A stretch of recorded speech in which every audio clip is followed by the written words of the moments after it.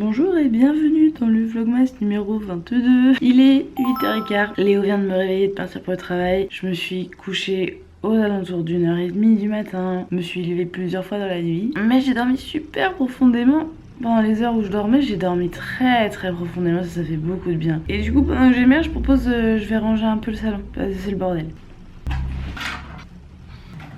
Maintenant, petit déjeuner. J'ai faim, j'ai la dalle. Peut-être vous savez pas, mais en fait je dîne pas. Moi quand je vais à la danse, je mange ce que vous avez vu, le goûter dîner. C'est la dernière chose que j'ai mangé, parce que sinon j'ai trop mal au ventre quand je danse. Donc là ça fait vraiment très longtemps que je n'ai pas mangé. Donc je crève la dalle.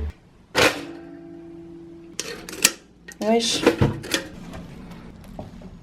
Depuis assez récemment, on a des voisins d'en face d'une famille, donc là ils sont en train de se préparer pour aller à l'école et tout. Sauf qu'en fait moi j'ai pas changé mes habitudes de me mettre face à la fenêtre comme j'ai toujours fait depuis 5 ans. Donc vraiment je suis en face, genre je suis vraiment en face de leur fenêtre, je peux regarder tout ce qu'ils font chez eux. Ils bougent pas trop d'ailleurs, c'est un peu flippant. Je me demande s'il faudrait qu'on mette la table dans un autre sens ou quoi, mais j'ai pas envie de me mettre ailleurs. Je peux juste regarder ailleurs.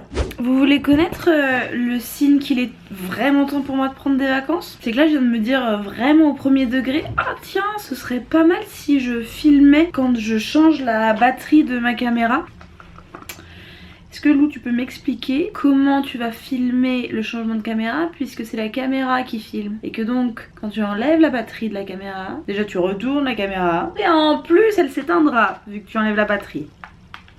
On parlait avec Lola des signes précoces du burn-out là. Parce que la dame elle est en vacances, donc elle a le temps de me parler. Pour une fois c'est rarissime. Et clairement je suis une fragile hein, parce que elle peut bosser 70-80 heures par semaine. Je dis pas que c'est bien, je dis pas qu'il faut faire ça. Mais genre elle me dit qu'elle a des signes de surmenage et de burn-out après 2 mois à bosser en moyenne 70 heures par semaine. Moi ça fait 1 mois que je sais pas, je tourne autour des 50 peut-être. Cet exemple montre que je suis un peu fragile.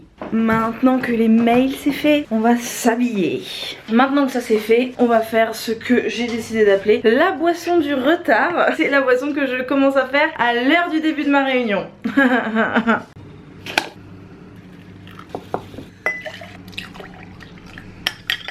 10h05. La 100 minutes de retard, c'est pas dramatique. Bonjour. Il est quelle heure chez vous? Moi il est 9h59. Le décalage horaire avec Poitiers. Ah bah oui tu sais c'est un peu plus à l'ouest. Mais comment ça se fait du coup que Jeanne elle soit pas sur le même fuseau que toi? Bah ça c'est Biarritz, c'est complètement à part en fait. À partir du moment où t'es proche de l'océan, t'as les vents marins et tout, c'est tout un délire, je t'expliquerai si tu veux. Ah moi il est 11h chez moi. Je suis en train de préparer mon sac pour le cabinet et ben voilà ce que je constate quoi. C'est-à-dire que j'ai un problème avec cette couleur que je ne saurais même pas nommer, je connais pas le nom de cette couleur mais regardez ce monochrome là de vert menthe pastis, je sais pas, j'en sais rien. Ça, cette trousse je l'ai depuis 10 ans. Cette gourde je l'ai depuis l'année dernière. L'agenda je l'ai acheté avec vous, ça je l'ai acheté avec vous. D'ailleurs, ça devait être donné à Alice, je vous ai dit que je m'occupais de lui donner en main propre au tout début des vlogmas. Bah voilà, ce jour est arrivé, c'est enfin aujourd'hui. On a réussi à se caler toutes les deux. On doit partir un peu plus tôt que prévu au cabinet les amis, parce que je viens de voir un TikTok de mon amie Lola qui n'a plus du masque pour les cheveux que je lui ai offert, qui est vraiment très bien. Je suis d'ailleurs en train de l'utiliser là. C'est la crème d'abondance des laboratoires Terre de Couleur. C'est un masque soi-disant pour les cheveux très secs et abîmés. Il est juste incroyable en fait. Et ma mère me le commande. Elle ne le trouve pas à Paris, dites-vous. Apparemment Poitiers a le monopole de cette crème d'abondance, j'en sais rien. Bref. Je vais aller en acheter à Lola. On va au marché de Léopold. C'est ça le nom du magasin qui a cette pépitasse. J'ai oublié ma clé du cabinet. J'y vais quand même au cas où ma collègue serait là. Croisons les doigts, croisons les doigts. Ça m'est arrivé 2 fois pendant ces vlogmas alors que ça ne m'arrive jamais. Il est temps que vous et moi ça s'arrête comme relation les amis. C'est pas sain ce qui se passe entre nous, c'est toxique même je dirais. Là. J'en profite pour laisser mon shopping. Je vous ai dit que j'avais eu mes règles juste avant de sortir. En fait, elle est là, ma collègue, mais elle est en soins. Donc évidemment, elle pouvait pas répondre au téléphone.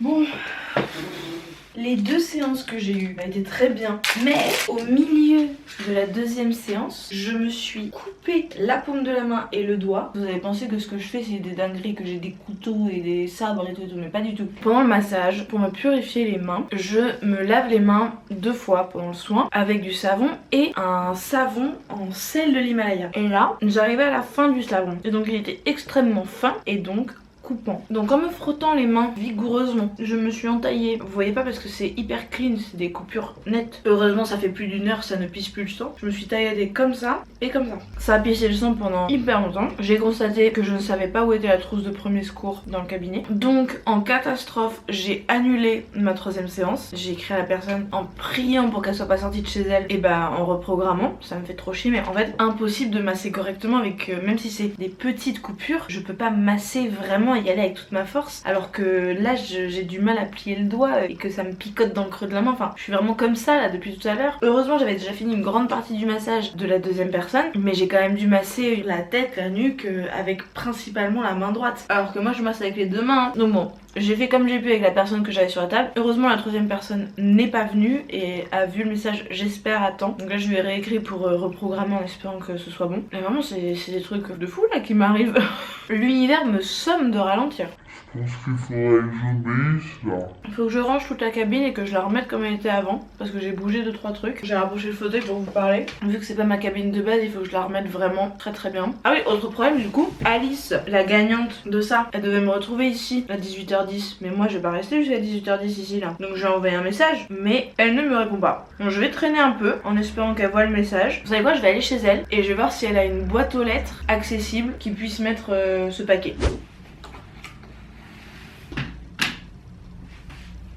J'ai acheté les illustrations de Fleur. Évidemment, je vous conseille et je vous recommande d'aller la soutenir, mais je suis la première à le faire. C'est arrivé en 24 heures. Je les ai commandées hier. Elles sont déjà arrivées. Que la poste soit aussi réactive en cette période, je suis choquée. Collection de Noël et collection d'automne. Et il y a aussi celle-ci. Mes 2 préférés, ces 2-là. Je remets son lien les amis, en barre d'infos.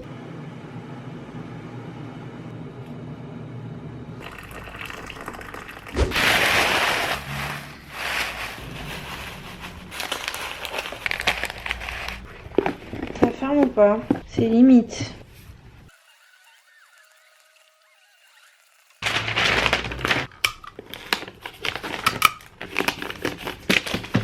Est-ce que je fais confiance à la poste pour ne pas déglinguer ce colis? Relativement. Je vais l'envoyer comme ça. Faut que je retrouve l'adresse. Lola, à la base, est quand même mon agente avant de devenir une de mes meilleures amies. Il se trouve que toutes les factures que je paye pour payer l'agence sont adressées à son adresse chez elle, quoi. Donc il suffit juste que je retrouve la dernière facture dans mes mails et j'aurai son adresse. On ira à la poste demain matin les amis. C'est pour le vlogmas 23.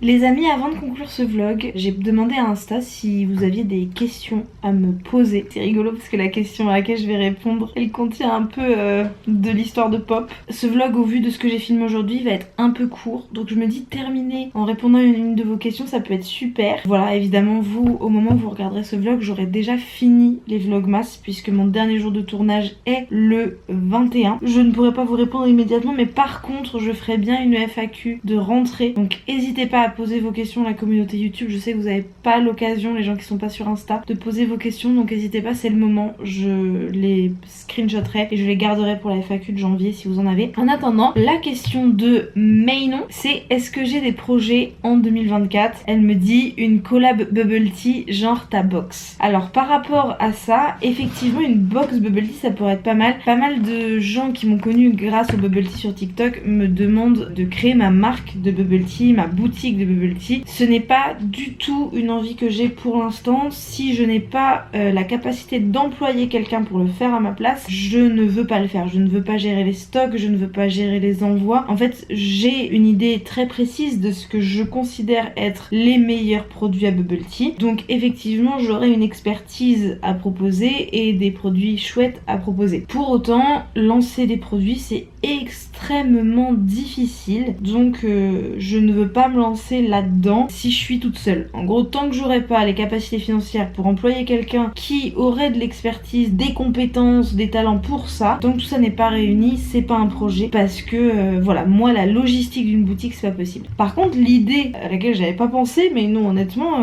faire une box bubble tea ça pourrait être très très chouette en vrai. Voilà, My Bubble Tea, si vous regardez cette vidéo ça m'étonnerait. Je pense qu'il regarde pas du tout mon contenu YouTube. Avec mon partenaire actuel qui est My Bubble Tea, ça pourrait être très très très bien de lancer ça, franchement. Voilà, avec un design particulier, avec mes parfums préférés, avec des trucs un peu exclusifs, genre un sirop vraiment exclusivement pour ça et tout. Franchement, je pense que ça pourrait être très très bien. Mais c'est pas du tout dans les tuyaux. Je trouve ça très chouette, mais c'est pas du tout dans les tuyaux. Sinon, des projets en 2024, il y a un énorme projet que j'ai reçu dans ma boîte mail devant vous il y a quelques jours. Voilà, donc un projet un peu de dernière minute, puisque si il se fait, parce que au moment où je tourne cette vidéo, à savoir le 19 décembre à 19h19, ce n'est pas encore terminé d'être négocié, rien n'est encore signé, donc je ne peux évidemment pas vous en parler, mais ce serait quelque chose d'absolument fou qui impliquerait un tournage sur la chaîne d'une marque, sur